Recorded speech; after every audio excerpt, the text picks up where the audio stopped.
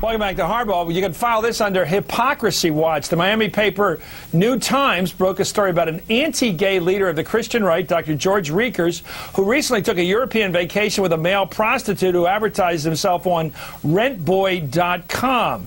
And remember evangelical leader Ted Haggard, he's seen here in the documentary Jesus Camp.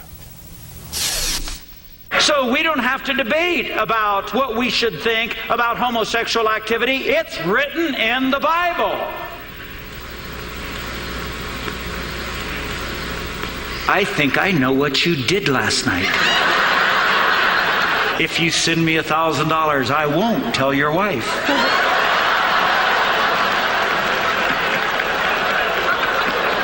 If you use any of this, I'll sue you.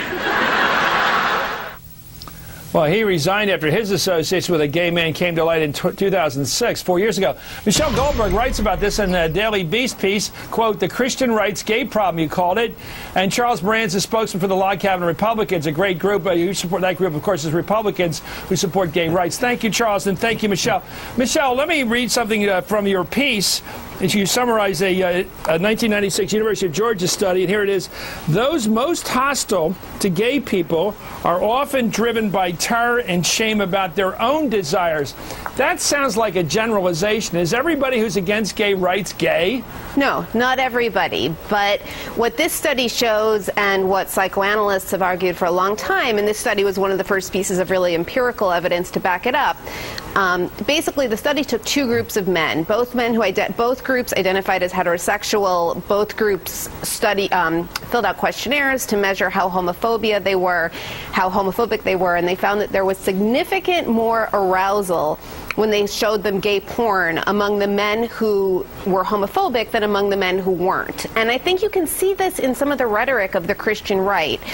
It suggests that homosexuality is something that is so incredibly tempting that only the strictest of taboos will stop everybody from indulging in it. This is the rhetoric of people who are deep in the closet. What do you make of that, Charles? Well, it's a study. Maybe it's worth something. What do you make of it? Chris, it's not just limited to people who are strongly homophobic.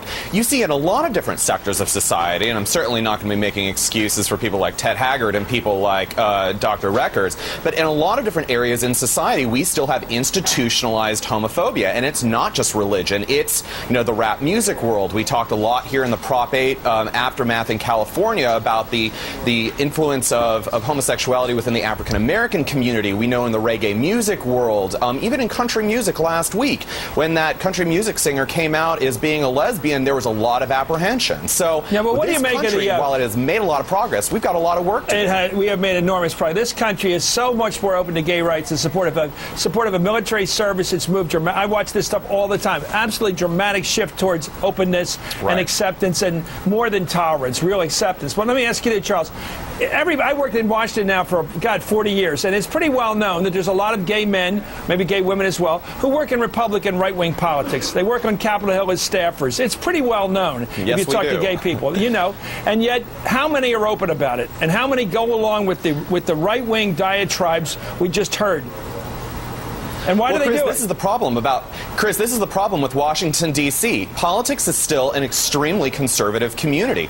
We have a lot of people who, regardless if they're a Republican or a Democrat on either side of the aisle, who are still feeling like they can't be truly themselves. And we've got plenty of examples on the left as well. That's one of the reasons why so many different GLBT organizations advocate people coming out on their own terms. But why do they go work for right-wingers? And open and truthful. No, Charles, you're missing my point. Why do they go get jobs with right-wingers if they're not right-wing on these issues? Because a lot of us are not single-issue voters. I'm clearly openly gay, and there is no gay line for environmental rules or energy rules, or just because you're gay doesn't mean you support taxpayer-funded bailouts, and don't mean you support socialized medicine. We're not single-issue voters, and just because we're gay doesn't mean that we adopt liberal positions on a lot of other issues that focus on society. Michelle, let me go to this. You don't need a poll to know that there's irony in this country. I mean, or a study. Irony is the life we live, and hypocrisy may come with the territory of politics.